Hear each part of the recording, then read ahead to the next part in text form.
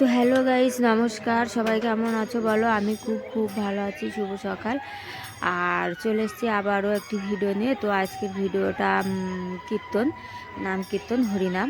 তো আমাদের বাজারে মানে ঝড়খালি বাজারে প্রত্যেক বছর কিন্তু ফাল্গুন মাসের শেষে গিয়ে নাম কীর্তন হয়, হরিনাম। তো এবছরও এই দেখো হরিনাম হচ্ছে। তো আমি আর আমার ছেলে চলে এসেছি। বুলটির এত করে সাধলাম, আসলো না।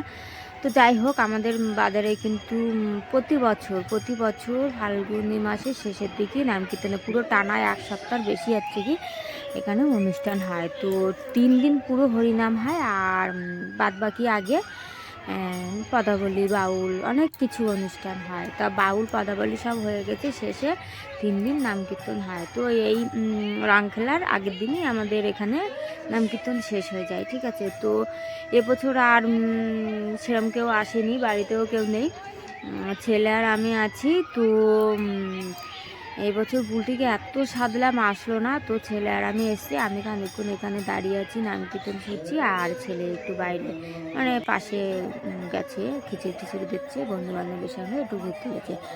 তো এখানে আমাদের এখানে মানে প্রতি বছর যে নাম কীর্তন হয়, এত সুন্দর হয়, দেখো এত সুন্দর করে সাজিয়েছে মন্দিরটা, তা তোমাদের বলবো। আর প্রচুর প্রচুর পরিমাণে লোক হয়, প্রচুর, দেখো কত পরিমাণে লোক হয়, দেখেছো। আর আমরা কিন্তু প্রতি বছরে আসি, যে কোনো একদিন আমরা আসি। আর এখানে কিন্তু টানা মানে 3 দিন দিন রাত পুরো খিচুড়ি দেওয়া হয়। সবাই এখানে নাম শুনবে, বসে বসে নাম শুনবে। খাওয়া দাওয়ার জন্য বাড়ি যেতে হয়, তো ওই জন্য খাওয়া দাওয়ারও ব্যবস্থা আছে।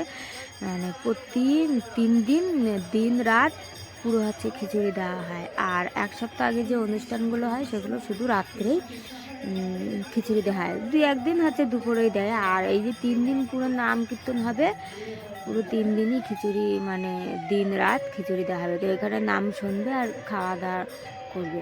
তো যাই হোক, আমাদের এখানে প্রচুর পরিমাণে লোক হয়। আর